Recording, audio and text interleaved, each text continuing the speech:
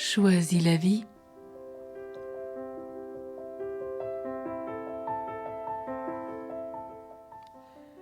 Dieu est le prince des contes de fées.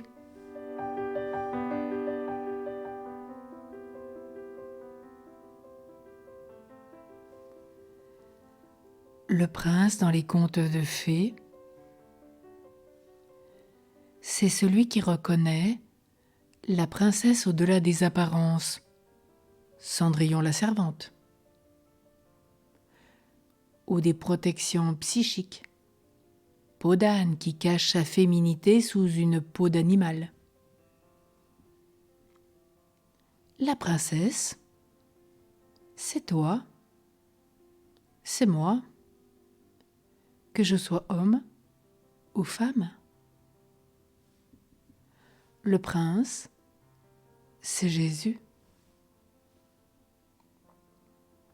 La princesse choisie par le prince, c'est la plus belle, non pas parce que son miroir le lui affirme, mais parce qu'elle est belle intérieurement. Le prince Jésus, par le regard qu'il pose sur moi, me fait voir la vraie beauté, celle qui vient de l'intérieur, celle de l'enfant de lumière, celle de tout mon être, celle qui transfigure les traits, et non pas celle qui est liée à la mode ou aux croyances d'une époque. Derrière le paraître se cache un psychisme souvent blessé. Si j'accepte humblement de voir mon psychisme négatif, je découvrirai la grâce de mon être. Blanche-Neige a mis à jour cette beauté. Peau d'âne, celle qui est vue comme la dégoûtante, c'est elle que le prince choisit parmi les dames de la cour et toutes les femmes du royaume.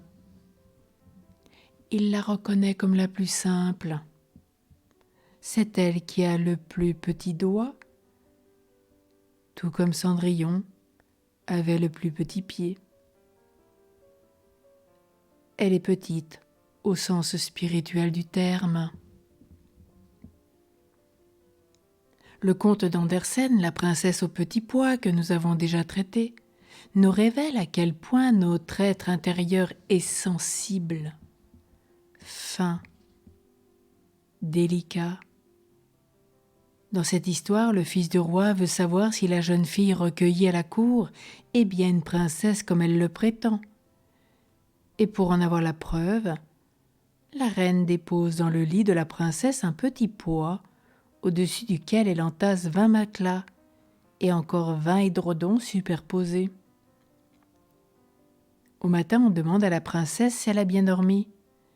Elle répond qu'elle n'a pas fermé l'œil de la nuit à cause de quelque chose de dur qui lui a rendu la peau toute violette. Le prince reconnaît qu'elle est bien une princesse à ce qu'elle a la peau si tendre et qu'elle est si sensible, et il l'épouse. Jésus te regarde ainsi, comme une princesse. Et toi, peux-tu regarder comme cela? Et les autres, sais-tu les voir autrement que dans leur paraître? Ne reconnais-tu pas en eux que le crapaud, la sorcière, ou bien sais-tu voir aussi le prince ou la princesse? La Belle au bois, dormant, et Blanche-Neige, lorsqu'elles sont réveillées par le baiser du prince, questionnent avec ardeur. « Est-ce vous mon prince ? Vous avez mis beaucoup de temps à venir. » Ces paroles expriment la ferveur de l'âme, tendue tout entière vers ce moment où elle va être réveillée par le baiser du prince. Nous portons en nous tout ce désir de rencontrer Dieu, ce baiser de Dieu. Relisez Moïse qui vit ce baiser avec Dieu.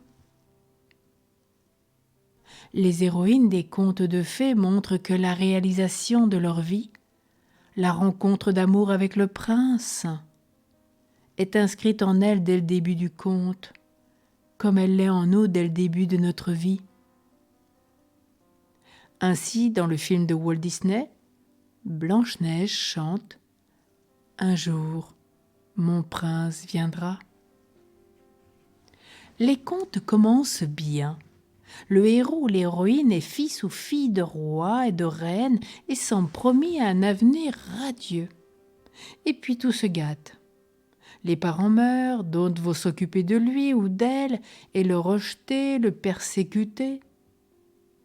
Ensuite, ce héros va s'exposer à des épreuves qui sont symboliquement celles de la traversée de son psychisme, pour enfin retrouver son essence royale. Divine, pourrait-on dire. Et cela nous rappelle que nous naissons fils et filles de Dieu, et que nous nous éloignons de lui. Cela nous montre que nous sommes un jour ou l'autre obligés de nous affronter à notre hérédité pour mettre à jour qui nous sommes vraiment.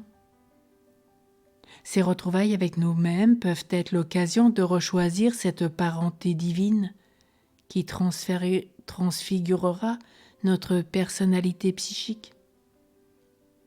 Notre filiation est celle de Dieu roi et reine, papa et maman. Les contes finissent bien. Ils vécurent heureux et eurent beaucoup d'enfants. C'est en Dieu que nous connaîtrons le vrai bonheur et que nous serons féconds. Alors aujourd'hui, rappelons-nous bien ce baiser de Dieu.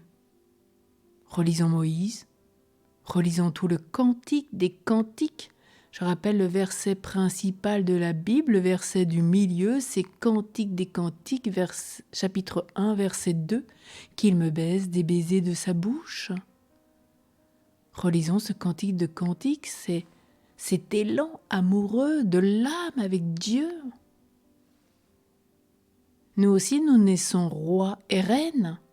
Par notre baptême, nous sommes prêtres, prophètes et rois. Nous aussi, nous sommes promis un avenir radieux, sur terre et au ciel. Nous aussi, nous avons une traversée à vivre.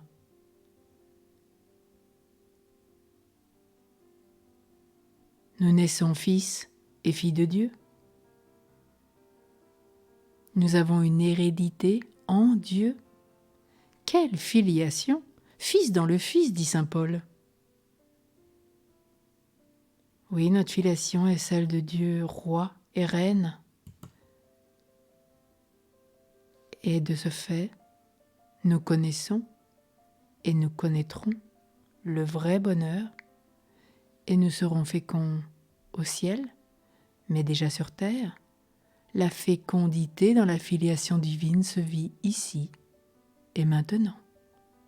Ensemble, encourageons-nous à bien garder notre beauté de roi et de reine, et de vivre ce cœur à cœur avec Jésus.